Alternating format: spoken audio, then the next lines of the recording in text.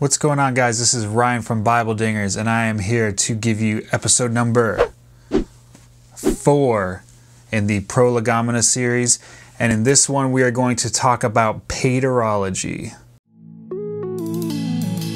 Prolegomena, it's a word you've probably never heard until just now. Alright, so Paterology. What by chance is this weird word that you probably never heard of?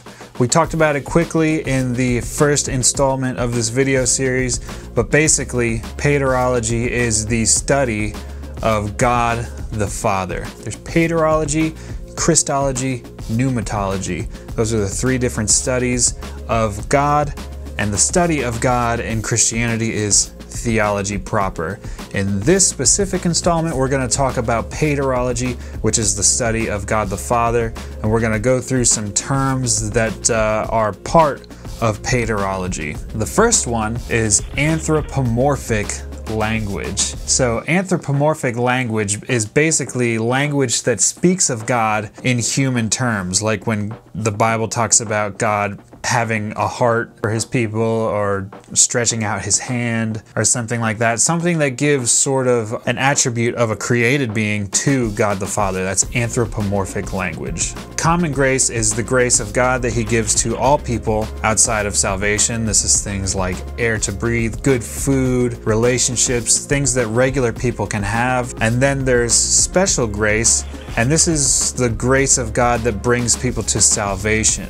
It's also called saving grace sometimes. So common grace is for everybody. Special grace or saving grace is reserved for those who have come to salvation. General revelation is the knowledge of God's existence available to humankind due to creation and morality. So this is talked about in Romans 1. It's basically everybody can know of God's existence because of the fact of creation and morality that's written on mankind's heart. Special revelation. And this is God's word that's addressed to specific people, and this includes the words of the Bible. And it's distinguished from general revelation. So this is specific words to people. It's not just knowing that God exists due to creation and morality. So the revealed will is basically God's will that he has revealed to us, specifically in regards to what we should do or what he commands us to do. And then his secret will is basically his hidden will, in which he governs the whole universe and he determines everything that will happen. The decrees of God are basically God's eternal plans in which he determined everything that would happen before time began. Ex nihilo is actually a Latin phrase that means out of nothing. This is referring to God's creation of the universe without any existing materials. Next is imminence, and imminence is sort of the opposite of deism, which we talked about in episode 2, Theology Proper, and imminence is basically God's interaction with his creation. The next term I want you to know when it comes to Paterology is knowable.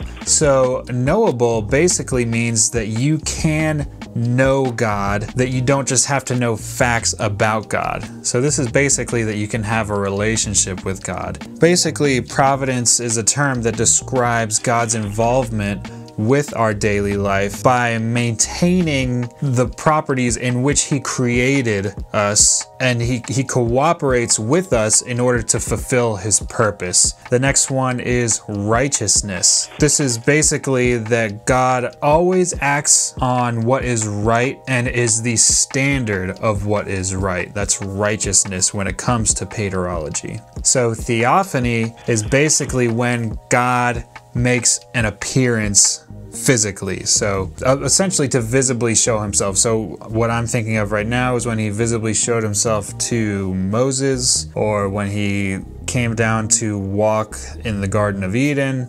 Please, I beg of you on my life, do not forget to ding on.